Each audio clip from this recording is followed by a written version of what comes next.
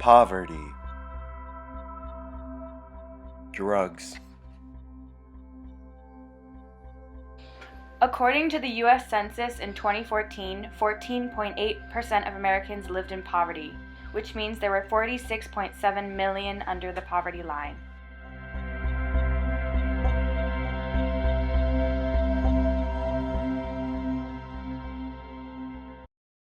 The 24 million U.S. residents suffering from drug addiction, only 10% will receive help from a treatment facility.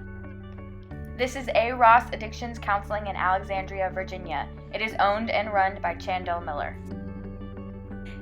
In Philadelphia, Pennsylvania, nearly 185,000 people, including about 60,000 children, are under the poverty line.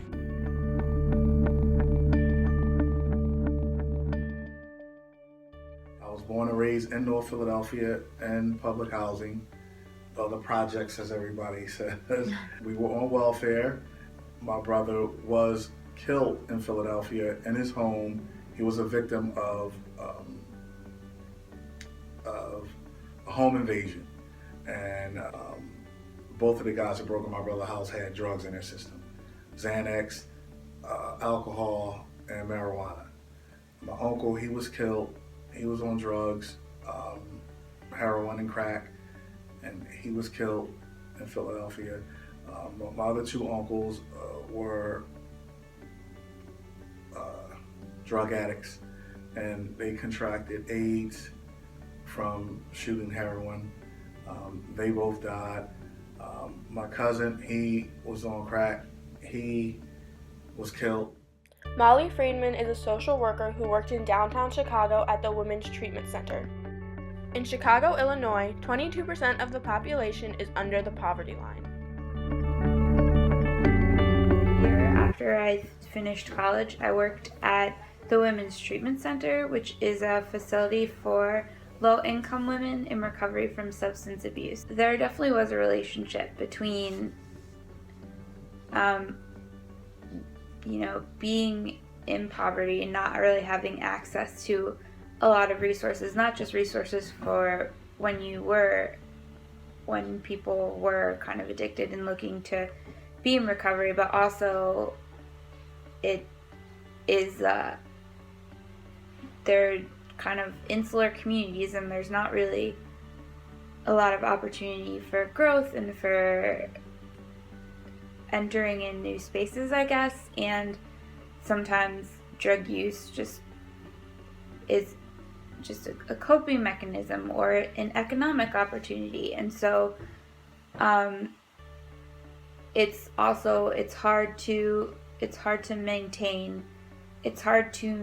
maintain your sobriety on the other end if you can't find a job. So if you have kind of also tying in, like, if you think about like incarceration and stuff like that. So a lot of the women at the treatment center, most of them had interactions with the criminal justice system at one point.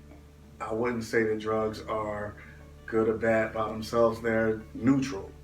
But it's what happens when certain drugs are taken for certain reasons. This is Bell Point Wellness in Greenbelt, Maryland. It is owned and run by Dr. Carolyn Lorente, who is a therapist who works in an outpatient center. Drug use and drug addiction knows no boundaries. So you don't have to be poor to be addicted to drugs. In fact, we know that it goes across socioeconomic status.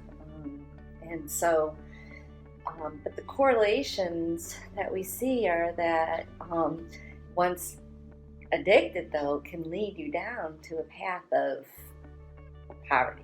Right? You lose your job, you lose your family.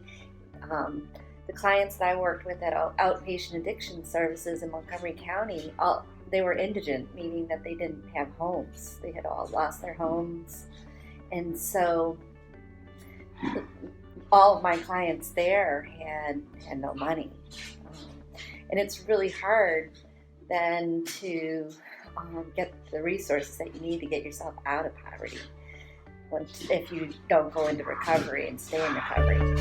We then ask students their opinion on whether or not there is a correlation between drugs and poverty. Yes, I think drugs and poverty have a correlation. I think drug usage causes poverty because people spend lots of their money on the drugs and then can't work because they're using the drugs. Yes. Well, one, like, I feel like drugs are expensive, especially like ones on the black market, stuff like that. So if you get addicted to them, then you're constantly like spending money on buying those drugs. So, I mean, then you lose a lot of money. So that could, you know, if you lose money, you could end up in poverty. And if you're already in poverty and you spend your money on drugs, then you have no money to help get yourself out of poverty. As if getting out of poverty isn't hard enough already, you know, then you really have like nothing.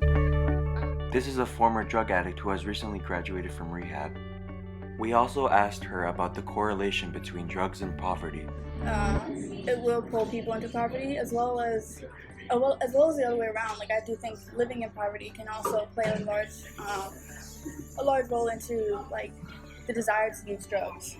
Because like I know a lot of kids who like grew up like, oh, I have no future. Like, I can't go to college. I can't do this. There's like no chance. Like, my mom is out there working 3 jobs, making minimum wage, and still can't afford to live. Like, why not sell drugs, make fast money, you know, like do all these things, and they get pulled into it because of the fact that they see no future for themselves besides that. It's kind of like the chicken and the egg. Like, it doesn't, I don't think anyone really knows what started it, but I think all of it feeds into each other. In 2009, 2.1 million people obtained help from a specialized facility for drug abuse. We then went back and asked both Chandel Miller and Molly Friedman their opinions as well. Is there a causality or is there a correlation? And, you know, the verdict's not in yet. I think it's a little bit of both. But I notice here, I'm not saying drugs aren't in this area because I have over 100 clients, so it's clearly something's going on. But it's just not like it was in Philadelphia. There is some type of correlation when you see open air drug sales and drug use with violence, poverty, drugs. I think that there's a correlation between populations that often struggle with drug abuse and low income, low access.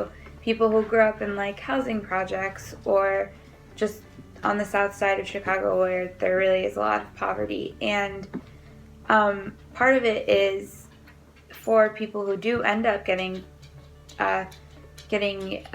addicted to drugs, there are not a lot of resources for recovery, and so it ends up kind of continuing. It's sad, but for some people that's their way out, allegedly. Substance abuse is costly to our nation, exacting more than $700 billion annually in costs related to crime, lost work productivity, and healthcare.